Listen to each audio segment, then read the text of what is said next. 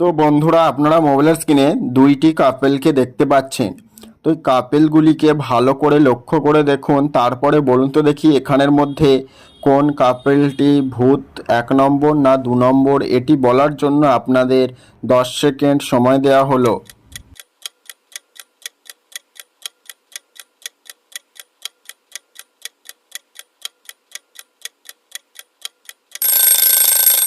তো আপনারা যারা যারা উত্তরটি পেরেছেন, আপনাদের উত্তর অবশ্যই কমেন্ট করে জানাবেন। আর ভিডিওটি ভালো লেগে থাকলে একটি লাইক করবেন। আর আমার চ্যানেলে নতুন হয়ে থাকলে চ্যানেলটি অবশ্যই সাবস্ক্রাইব করে পাশে থাকবেন।